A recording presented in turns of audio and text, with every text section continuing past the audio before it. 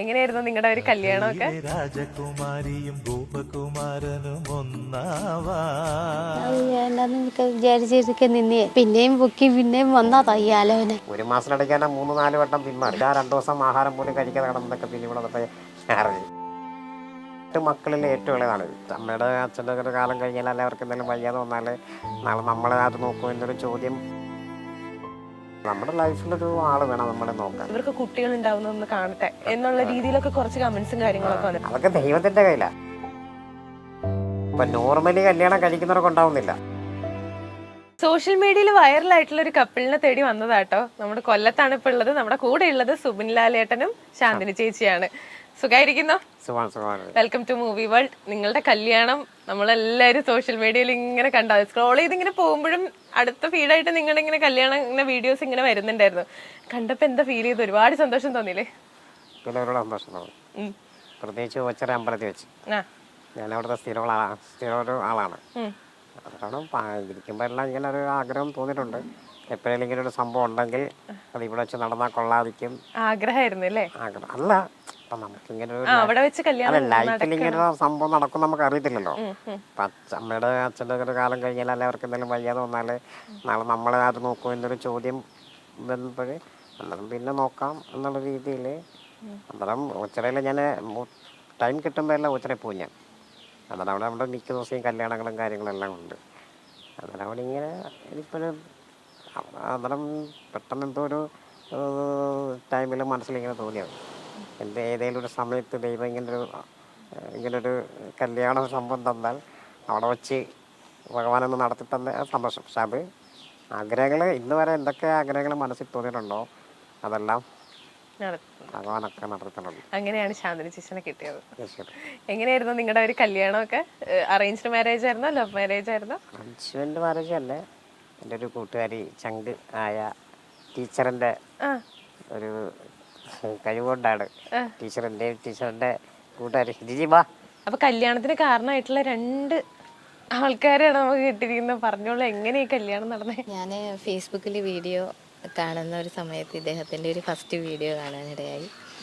അപ്പം ഞാൻ സ്കൂളിലെ ജോലിയോടൊപ്പം തന്നെ മാർക്കറ്റിംഗ് ചെയ്യുന്നുണ്ടായിരുന്നു പാർട്ട് ടൈമായിട്ട്. അപ്പം ഇദ്ദേഹത്തിന് കുറേ ടാലൻ്റ് ഉണ്ടെന്ന് മനസ്സിലാക്കി എൻ്റെ ബിസിനസ്സിലേക്ക് ഇൻവൈറ്റ് ചെയ്യണം എന്നുള്ളൊരു ഉദ്ദേശത്തിലാണ് ഫസ്റ്റിൽ ഞാൻ കോൾ ചെയ്യുന്നത്.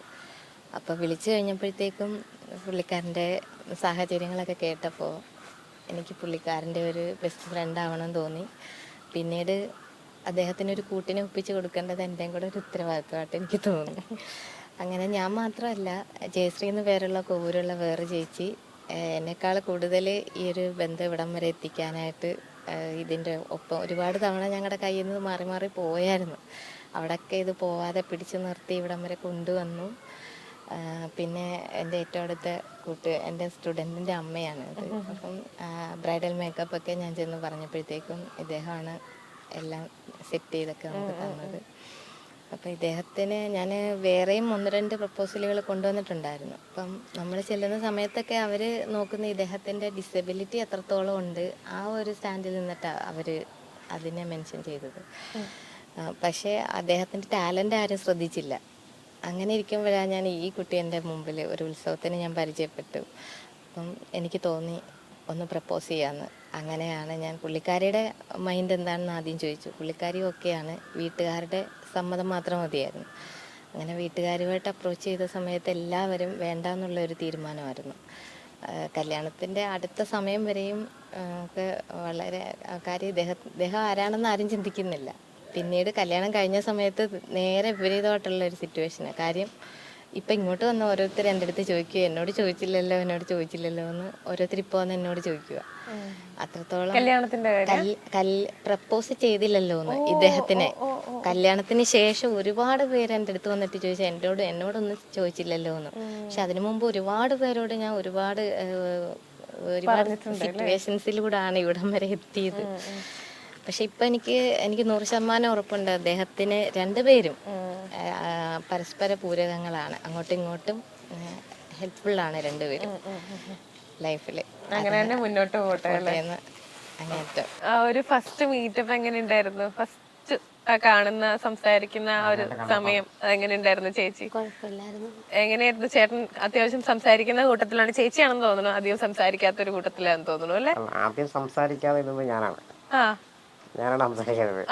ഞാൻ എൻ്റെ ഒരു കൂട്ടുകാരനും എൻ്റെ കൂടെ ജോലി ചെയ്യുന്ന ജീനെന്ന് പറഞ്ഞ എൻ്റെ ചങ്കോട്ടാണ് ഫസ്റ്റ് പെണ്ണാണ് പറഞ്ഞത്. പിന്നെ ഈ കൂട്ടുകാർ വന്ന് നമുക്കിത് അറിയത്തില്ലല്ലോ, നമ്മുടെ ലൈഫിൽ ഇങ്ങനെ സംഭവം ഉണ്ടെന്ന് പോലും നമുക്കറിയത്തില്ല.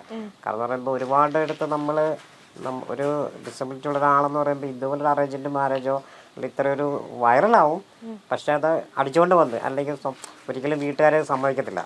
എന്നാലും പെണ്ണിൻ്റെ ഇഷ്ടപ്രകാരം ഇറങ്ങി വരുന്ന അങ്ങനെ ഒരു കേസാണ് ഒരുപാട് ഞാൻ കണ്ടുള്ളത്. എൻ്റെ കൂട്ടുകാരുടെ വീട്ടിൽ തന്നെ ഉണ്ട്. എന്നാൽ അങ്ങനെ പറഞ്ഞാൽ പെണ്ണുകളൊന്നുമില്ല, അങ്ങനെ ഇറങ്ങി. പക്ഷേ ഇതിപ്പോൾ പെണ്ണുകളുടെ സംഭവം വന്നപ്പോഴത്തേക്ക് ഞാൻ തന്നെ പെട്ടെന്ന് ഞെട്ടിപ്പോയി. പെട്ടെന്നൊരു സാധനം വിളിച്ചിട്ട് സുബിൻചേട്ടാ അതിൻ്റെ ദിവസം പെണ്ണാണ് അവർക്ക് കാണണമെന്ന് പറഞ്ഞപ്പോഴത്തേക്ക് ഞാനത് വിശ്വസിച്ചില്ല.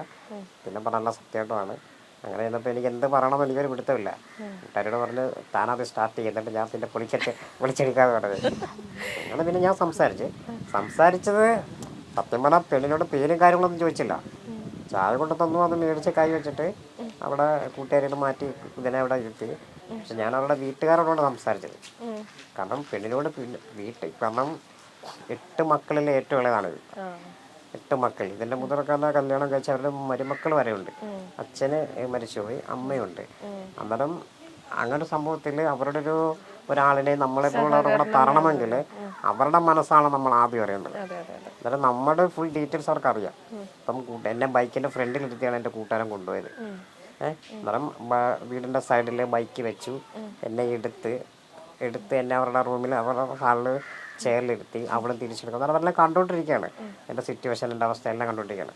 അന്നേരം അതെല്ലാം കണ്ടിട്ട് അവരെന്നെ വിളിക്കുമ്പോൾ അന്നേരം അവർക്ക് ജസ്റ്റ് താല്പര്യം കാണുമല്ലോ. പിന്നെ ഞാൻ അവരുടെ കാര്യങ്ങൾ മൊത്തവും പറഞ്ഞു, ഇന്ന രീതിയിലാണ്. അതുകൊണ്ട് എനിക്ക് നമ്മളൊന്നും ആഗ്രഹമല്ല, നമ്മുടെ ലൈഫിലൊരു ആൾ വേണം നമ്മളെ നോക്കാൻ. നാളെ നമ്മുടെ അമ്മയ്ക്ക് ഒരു വയ്യാതെ നല്ലൊരു എന്തെങ്കിലും സംഭവിച്ചാലും നമ്മുടെ അവസ്ഥ എന്താവും എന്നൊരു ബന്ധുക്കളും കാര്യങ്ങളും എല്ലാവരും കാണും. പക്ഷെ നമ്മളെ നോക്കാൻ സമയത്ത് ആരും കാണത്തില്ല അല്ലേ? അപ്പം ഇപ്പം എല്ലാവരും ഉണ്ട്, ഫ്രണ്ട്സും ബന്ധുക്കളും എല്ലാം ഇഷ്ടം പോലെ ഉണ്ട്. ആവശ്യം വരുമ്പോഴും ഉണ്ട്. ചേട്ടൻ വർക്ക് ചെയ്യണോ?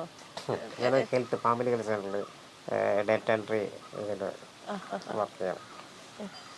അങ്ങനെ ഞാൻ അവരുടെ ഫാമിലിയോടാണ് കൂടുതൽ സംസാരിച്ചത്. അങ്ങനെ സംസാരിച്ചിട്ട് ഞാൻ പറഞ്ഞു പോവാ എന്നും പറഞ്ഞ് ഞാൻ ഇറങ്ങി. അന്നേരം ആ സംസാരമൊക്കെയാണ് ഇഷ്ടപ്പെട്ടെന്നാണ് ഞാൻ പറയുന്നത്. എനിക്കറിയത്തില്ല എന്താ സംസാരം ഇഷ്ടപ്പെട്ടിട്ടാണോ കല്യാണം കഴിച്ചത്?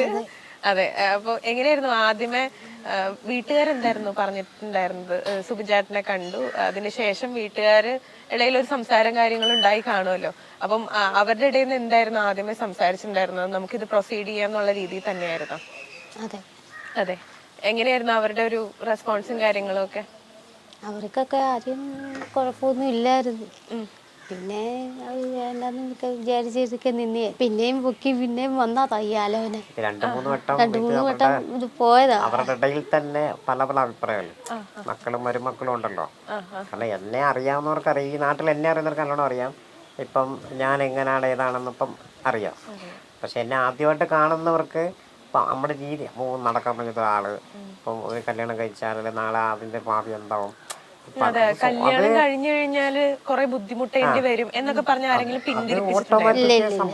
അല്ല ഓട്ടോമാറ്റിക് സംഭവം വരുമല്ലോ. അങ്ങനെ 2-3 തവണ ഇത് പല അഭിപ്രായ വ്യത്യാസം കൊണ്ട് ഇത് ബാക്കിലോട്ട് പോയായിരുന്നു. പക്ഷെ അന്നേരവും കട്ടയ്ക്ക് ഇത് മതിയെന്നും പറഞ്ഞ് നിന്നൊരു വ്യക്തിയായിരുന്നു. അപ്പോഴേക്കും എനിക്ക് തോന്നുന്നത് നിങ്ങളുടെ ബോണ്ട് കുറച്ചുകൂടി സ്ട്രോങ് ആയിട്ടുണ്ടാവും. ഫോൺ വിളികളും സംസാരങ്ങളൊക്കെ ആയിട്ടുണ്ടാവും. ഒന്നും ഉണ്ടായില്ല. അടിപൊളി. മെസ്സേജ് ഫോൺ വിളി ഒന്നുമില്ല. ഏകദേശം 1.5 മാസം. ഞാൻ കാര്യങ്ങൾ അറിയുന്നത് കൂട്ടുകാർ വഴിയാണ്.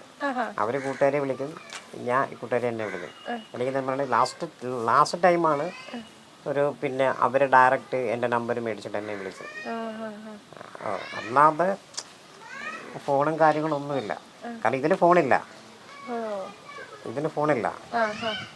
കാരണം പറയുമ്പോഴേ ആദ്യം ഒന്നും അവരെ ഒക്കെ പറഞ്ഞ് പിന്നെ 2 ദിവസം കഴിഞ്ഞപ്പോഴത്തേക്ക് അവർക്ക് താല്പര്യമില്ലെന്ന് പറഞ്ഞു. താല്പര്യമില്ലെന്ന് പറഞ്ഞു. കാരണം അവർക്ക് ഇഷ്ടമല്ല, ഇവർക്ക് ഇഷ്ടമല്ല എന്ന് പറഞ്ഞു. പിന്നെ ഒരാഴ്ച കഴിഞ്ഞപ്പോഴത്തേക്ക് കുഴപ്പമില്ല, നമുക്ക് മുന്നോട്ട് പോകാം. പിന്നെ അത് കഴിഞ്ഞിട്ട് പിന്നെ താല്പര്യമില്ല. കാരണം നമ്മളെങ്ങനെ അത് ഫേസ് ചെയ്യും? ആ പറയുന്ന ഒരു സമയം എന്ന് പറഞ്ഞു കഴിഞ്ഞാൽ നമ്മൾ ഈ റിജക്ഷൻസ് ഏറ്റുവാങ്ങേണ്ട വരുമ്പോഴേക്കും ഭയങ്കര ബുദ്ധിമുട്ടായിരിക്കും. പിന്നെ അങ്ങോട്ട് നമ്മുടെ കോൺഫിഡൻസിന് തന്നെ അത് ബാധിച്ചു. ലാസ്റ്റ് ഞങ്ങൾ ഇവിടുന്ന് കുറച്ച് പേര് അങ്ങോട്ട് ചെല്ലാം, അവർ കുറച്ച് പേര് ഇങ്ങോട്ട് വന്നു. അത് കഴിഞ്ഞ് ഞങ്ങൾ കുറച്ച് അങ്ങോട്ട് എല്ലാം പറഞ്ഞു. ഞങ്ങൾ അങ്ങോട്ട് എന്നിട്ട് ഒരു ഡേറ്റ് ഒക്കെ എടുക്കുന്ന ഒരു തീരുമാനം ആയി. പിറ്റേന്ന് തന്നെ നമുക്ക് ഡേറ്റ് ഒക്കെ ഫിക്സ് ചെയ്യാം എല്ലാം ഓക്കെ പറഞ്ഞിട്ട് പിറ്റേന്ന് തന്നെ അവർക്ക് വീണ്ടും അഭിപ്രായ വ്യത്യാസങ്ങളായി. ഇത് ഫുള്ളി നെഗറ്റീവായി. അപ്പോഴത്തേക്ക് നമ്മൾ ഫുള്ള് ഡൗൺ ആയി, എല്ലാവരും ഡൗൺ ആയി. കാരണം ഒരു പിന്നെ മൊത്തത്തില്ല. അപ്പോഴത്തേക്ക് ഞാൻ പിന്നെ കുട്ടികളെ വിളിച്ചിട്ടൊന്നും വേണ്ട, കേസ് വിട്ടാരെ, കാരണം വരാനുള്ള നന്ദി വരും. നമുക്ക് വരാം, നമുക്കുള്ളതാണ് ഇല്ലേ പോട്ടെ വിട്ടാരെ, നമ്മൾ അങ്ങോട്ട് കയറി പോകുന്ന കാര്യമില്ല ഇങ്ങോട്ടാണെങ്കിലും. പിന്നെ കൂട്ടുകാരെയും ഒരുപാട് സപ്പോർട്ട് ചെയ്ത്, കൂട്ടുകാർ തന്നെ ഒരുപാട് റിസ്ക്, ഒരുപാട് റിസ്ക് എടുത്തു. കൂട്ടുകാരിയായാലും കൂടെ ഇന്ന് ചേച്ചിയായാലും എല്ലാവരും എടുത്ത്. പിന്നെ ഇതാ 2 ദിവസം ആഹാരം പോലും കഴിക്കാതെ കിടന്നതൊക്കെ പിന്നെ ഇവിടെ വന്നപ്പോൾ ആഹാരം പോലും കഴിച്ചില്ല. കാരണം എല്ലാം അവർ ഓക്കെ പറഞ്ഞ് ഡേറ്റ് ഒക്കെ ഫിക്സ് ചെയ്യാം എന്ന് ഡേറ്റ് എടുത്തിട്ട് വിളിക്കാന്നൊക്കെ പറഞ്ഞിട്ട് പിന്നെ അവർ പെട്ടെന്ന് വേണ്ടെന്ന് പറഞ്ഞപ്പോഴത്തേക്കാൾ 2 ദിവസം ആഹാരം ഒന്നും കഴിക്കാതെ ഇത് മതി എന്നുള്ളൊരു ഇതിൽ പിന്നെ അവർ 3 ദിവസം കഴിഞ്ഞപ്പോൾ എന്നെ വിളിച്ചിട്ട്, കൂട്ടുകാരെ വിളിച്ചിട്ട് പറഞ്ഞ് നമുക്കിത് മുന്നോട്ട് കൊണ്ടുപോകാം, കുഴപ്പമൊന്നുമില്ല. എന്നിപ്പോൾ കൂട്ടുകാർ പറഞ്ഞു എന്നെ വിളിക്കണ്ട, അതിനെ വിളിക്കണ്ട, കാരണം നിങ്ങൾ 2-3 വട്ടം പിന്മാറി, പിന്നെ എന്തോ എങ്ങനെ രീതി അന്നേരം എന്നെ വിളിക്കാൻ പറഞ്ഞു. എന്നെ വിളിച്ചപ്പോൾ ഞാൻ അതേ രീതി പറഞ്ഞു. നമ്മൾ എൻ്റെ അച്ഛനും അമ്മയുണ്ട്, അവരോടൊപ്പം നിങ്ങൾ ഡയറക്റ്റ് ഒരു വാക്കോട് വേണമെങ്കിൽ വേണം, ഇല്ലെങ്കിൽ ഇല്ല, ഒറ്റ വാക്ക്. വേണമെങ്കിൽ മുന്നോട്ടും, ഇല്ലെങ്കിൽ ഇവിടെ വെച്ച് ക്രോസ്. എനിക്ക് ഇപ്പോൾ നിങ്ങളെ നോക്കി എനിക്ക് ഇരിക്കേണ്ട കാര്യമില്ല. എനിക്കിപ്പോൾ ഒരു പ്രപ്പോസൽ അല്ലെങ്കിൽ എനിക്ക് അടുത്ത സെർച്ച്, കാരണം നമ്മൾ കുറേ നാളുകൊണ്ട് ഇതിനു വേണ്ടി നടക്കുകയെ ഇങ്ങനെ നോക്കുന്നുണ്ട്. അന്നേരം ഒന്നല്ലേ നമ്മൾ അടുത്ത് നോക്കും. അന്നേരം പിന്നെ അച്ഛനോടും അമ്മയോടും പറഞ്ഞ് ഞങ്ങളുടെ മാറത്തില്ല, എൻ്റെ ഫൈനൽ തീരുമാനമാണ് അവരുടെ വീട്ടുകാർ. അങ്ങനെയാണ് പിന്നെ പെട്ടെന്ന് നമ്മുടെ മുന്നിലെ നേരം എല്ലാവരും പിന്നെ പറഞ്ഞ് ഒരുപാട് വൈകണ്ട, വെച്ചുകൊണ്ടിരിക്കണ്ട, വേഗം തന്നെ കല്യാണം നടത്താം. 1 മാസത്തിലടയ്ക്കാനാ 3-4 വട്ടം പിന്മാറി. പിന്നെ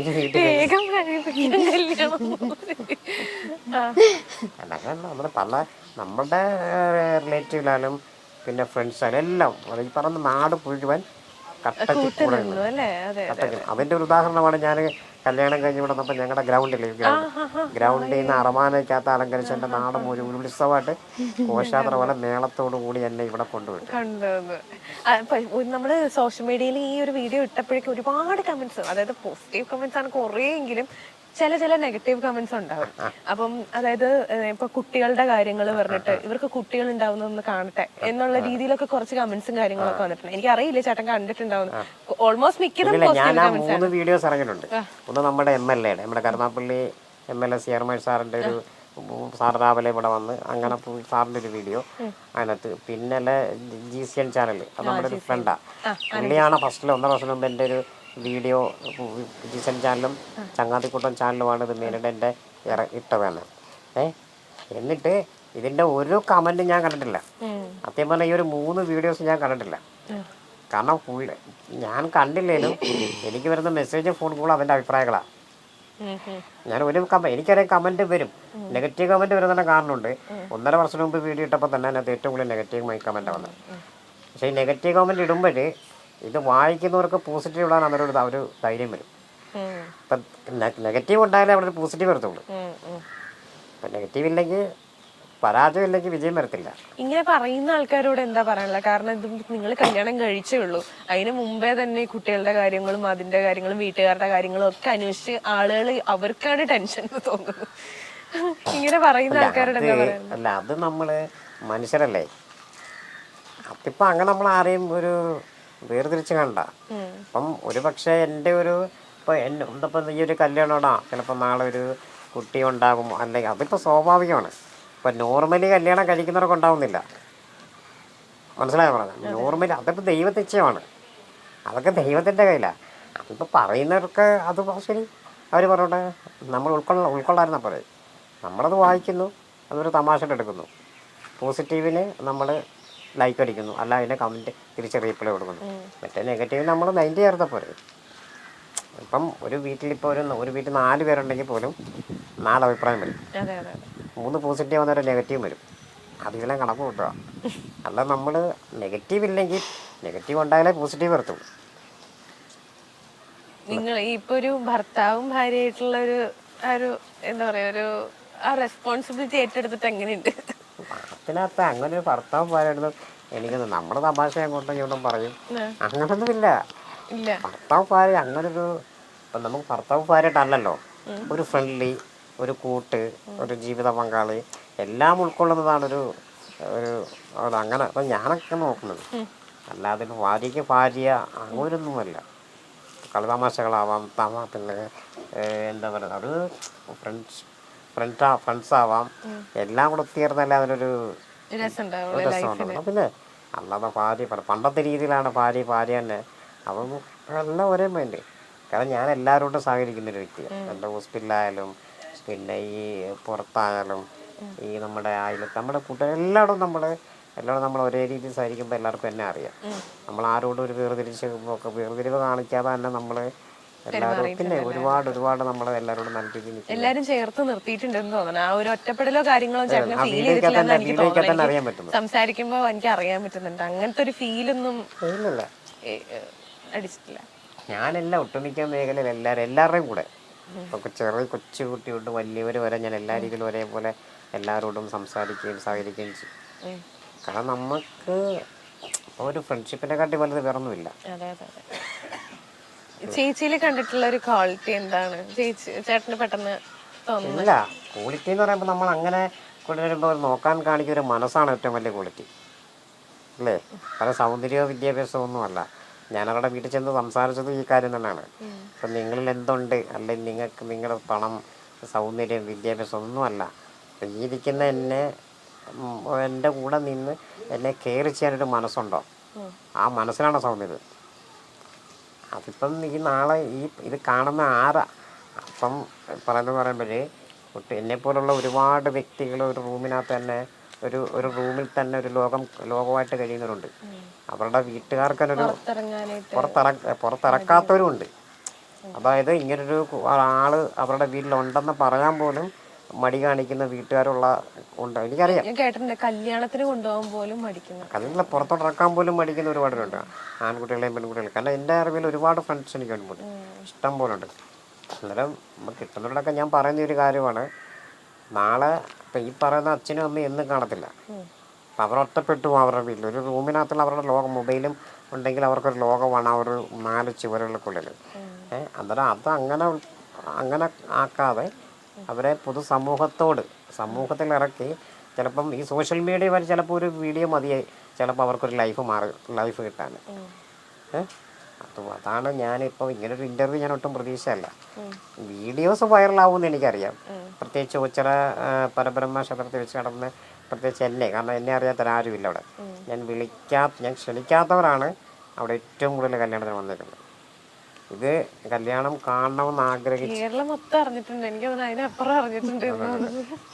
കാരണം ഈ ഏറ്റവും കൂടുതൽ എൻ്റെ റിലേറ്റീവ് ആയാലും ഏറ്റവും അടുത്ത ഫ്രണ്ട്സുകളായപ്പോലും ഇപ്പം എൻ്റെ കൂടെ കട്ടയ്ക്ക് നിന്നവരായപ്പോലും അവർക്ക് പോലും ഇത് കാണാൻ ഉള്ളൊരു ഒരവസരം കിട്ടിയില്ല. അവിടെ വന്ന ഭക്തജനങ്ങളായാലും അവിടുത്തെ ആൾക്കാരായാലും ഇത് പ്രതീക്ഷിക്കാതെ വന്നവരും ആണ് ഈ കല്യാണം നേരിട്ട് കണ്ടത്. അത്രയ്ക്കും നല്ല ജനത്തിരക്ക്. അത് മഹാദേവൻ്റെ ഒരൊറ്റ ഇത് തന്നെ നല്ലൊരു എനിക്കൊരു, കാരണം നമ്മളെപ്പോഴോ ആഗ്രഹിച്ചൊരു സംഭവം അത് ആ മണ്ണിൽ തന്നെ നടത്തി തന്നത്. ഞാൻ ചേച്ചീനോട് കൂടി ചോദിക്കട്ടെ, ഈ ചോദ്യം തന്നെ ഞാൻ ചോദിക്കാൻ പോണേ. ചേട്ടനെ കണ്ടിട്ടുള്ള ക്വാളിറ്റീസ് എന്തൊക്കെയാ, അല്ലെങ്കിൽ എന്തെങ്കിലും ഒരു സ്പെഷ്യാലിറ്റി കണ്ടിട്ടുണ്ടാവുമല്ലോ, എന്തൊക്കെയാ അത്? ഞാൻ അധികം ക്വസ്റ്റ്യൻസ് ചോദിക്കാതിരുന്നത് ചേച്ചി ഇങ്ങനെ അധികം ഒന്നും സംസാരിക്കാത്തൊരു കൂട്ടത്തിലായതുകൊണ്ട് അങ്ങനെ നമ്മൾ ചോദിക്കുന്നതിന്റെ മറുപടി വേണം. ഇപ്പം ഇവിടെ ആയാലും എല്ലാ കാര്യങ്ങളൊക്കെ നോക്കും. അത്യാവശ്യം ജോലിയൊക്കെ ചെയ്യും, എല്ലാ കാര്യങ്ങളും ചെയ്യും, എല്ലാം ഓടി നടന്ന് എല്ലാ കാര്യങ്ങളൊക്കെ ചെയ്യും, കുഴപ്പമൊന്നുമില്ല. ഇനിയിപ്പോ എങ്ങനെയാണ് നിങ്ങൾ എവിടെയെങ്കിലും യാത്രകളോ അങ്ങനെ എന്തെങ്കിലും ഒക്കെ പ്ലാൻ ചെയ്ത് വെച്ചിട്ടുണ്ടോ? പ്ലാനുണ്ട്, പക്ഷേ നമുക്ക് ലീവ് അങ്ങനെ കിട്ടത്തില്ല. ഇപ്പം എനിക്ക് 5 ദിവസം ലീവാണ് കിട്ടിയത്. ഇന്ന് ഞാൻ പോയി ജോയിൻ ചെയ്തു. അതാ നിങ്ങൾ വിളിച്ചപ്പോഴും ഞാൻ ഇന്ന് വൈകിട്ട് വരാൻ പറഞ്ഞതാ. കാരണം ഇന്നലെയൊക്കെ ഞാൻ ഫ്രീ ആയിരുന്നു, പക്ഷെ ഇന്നലെ ഞാനിവിടെ ഇല്ലായിരുന്നു. അതാ പ്ലാനുണ്ട്. ഞാൻ ഒരുപാട് യാത്രകൾ ചെയ്യുന്ന ഒരാളാണ്. എനിക്ക് ഏറ്റവും ഇഷ്ടം യാത്രകളാണ്. ഞാൻ കേരളം വിട്ടൊക്കെ പോകുന്ന വ്യക്തിയാ. അന്നേരം പിന്നെ എനിക്ക് രണ്ടുപേർക്കും കൂടി പോവാലോ അല്ലേ? അതൊക്കെ പോകാൻ സമയമുണ്ട്. എന്തെങ്കിലും ആഗ്രഹങ്ങൾ അങ്ങനെ എന്തെങ്കിലും പറഞ്ഞിട്ടുണ്ടോ, എന്നെ ഇവിടെ കൊണ്ടുപോകണം അങ്ങനെ എന്തെങ്കിലും പറഞ്ഞിട്ടുണ്ടോ? അങ്ങനെ ഒരാഗ്രഹവും ഞാൻ പറഞ്ഞിട്ടില്ല. പറഞ്ഞിട്ടില്ല, ഒന്നും പറഞ്ഞിട്ടില്ല അല്ലെ? ആഗ്രഹം മനസ്സിലാക്കി ചെയ്യാന്ന്. മുന്നോട്ട് ചോദിച്ചായിരുന്നു ആഗ്രഹം വല്ലതും ഉണ്ടോ? ഞാൻ പറഞ്ഞില്ല, ഒരാഗ്രഹവും ഇല്ല. ഒരാഗ്രഹം പറഞ്ഞത് അവരുടെ അടുത്തൊരു അമ്പലത്തിൽ പോകണം, ഒരാഗ്രഹമേ ഞാൻ എന്റെ പറഞ്ഞു. കൂടെ വരണം. അവരുടെ തൊട്ടടുത്തൊരു അമ്പലത്തിൽ ഒരു നേർച്ചയുണ്ട്, അത് എന്റെ കൂടെ വരണം. ഞാൻ പറഞ്ഞു വരാം. ആഗ്രഹം ഉണ്ടെന്നപ്പോ ഞാൻ വിചാരിച്ച വേറെ എവിടെയെല്ലാം എന്തെങ്കിലും ആയിരിക്കും. അത് നമുക്ക് 1 മണിക്കൂറത്തെ കാര്യമല്ല, 1/2 മണിക്കൂർ. അതൊക്കെ ഞാൻ വരുന്നു, അതൊക്കെ ഞാൻ വരുന്നൊക്കെ. ഞാൻ ഇങ്ങനെ ചോദിച്ചു, എന്തെങ്കിലും ഇവിടെ പോകണമെന്ന് ആഗ്രഹമുണ്ടോ? അങ്ങനെ ആഗ്രഹമില്ല, എന്നാലും ഉണ്ട്. എനിക്ക് ഞങ്ങളുടെ വീടിൻ്റെ അടുത്തൊരു അമ്പലത്തിൽ നേർച്ചയുണ്ട്, അത് അണ്ണനൂടെ വരണം. പിന്നെന്താ പറയാ, ഞാൻ വിചാരിച്ചോണ്ട് സന്തോഷല്ലേ അല്ലേ? നമ്മുടെ മനസ്സിൽ ഞാൻ അങ്ങനെയല്ല. ഞാൻ പൂനായ്ക്ക് മധ്യപ്രദേശ് അങ്ങനെ ഇതെല്ലാം ഞാൻ പോയിട്ടുള്ളതാ. എൻ്റെ റിലേറ്റീവ് മൊത്തം അവിടെ, അവരെല്ലാം കല്യാണത്തിനുണ്ടായിരുന്നു. ഇപ്പോൾ അവരെല്ലാവരും ഉണ്ടായിരുന്നു. എനിക്ക് പോകാനാണ് അവിടെ എല്ലാം പോവാം. ഇനിയിപ്പോ തുടങ്ങാൻ പോവാണല്ലേ യാത്രകളൊക്കെ? ഞാനിവിടെ എല്ലാം പോയിട്ടുണ്ട്, എല്ലായിടം പോയിട്ടുണ്ട്. ഞാൻ 5 തവണ തന്നെ പൂനായ്ക്ക് പോയിട്ടുണ്ട്. എൻ്റെ മാമാർ ഇന്നലെയാണ് പോയത്. അവരാണ് വന്ന് എൻ്റെ കൂടെ നിന്ന് കല്യാണം എല്ലാം നടത്താനും എല്ലാം നമ്മുടെ കൂടെ നിന്നു. എല്ലാവരും ഒരേപോലെ. പക്ഷെ ആരും ആ വീഡിയോക്കകത്ത് പറയുന്നതിൻ്റെ കൂട്ട് തന്നെ ആരും ഒരു വേർതിരിച്ച് കാണാതെ എല്ലാവരും ഒരേ മനസ്സോടെ കൂടെ ഇല്ല. അതൊരു ഭയങ്കര സന്തോഷം. ഒരുപാട് പേര്. ഇനിയും അങ്ങനെ ഹാപ്പി ആയിട്ട് പോട്ടെ, ലൈഫ് അടിച്ചു പൊളിച്ച് പോകാൻ പറ്റട്ടെ. ഇതുപോലെ തന്നെ എല്ലാവരും സപ്പോർട്ട് ചെയ്ത് കൂടെ നിൽക്കും. അപ്പോൾ നിങ്ങളുടെ ലൈഫ് അടിപൊളിയായിട്ട് സന്തോഷമായിട്ട് ജീവിക്കാൻ പറ്റട്ടെ. Thank U.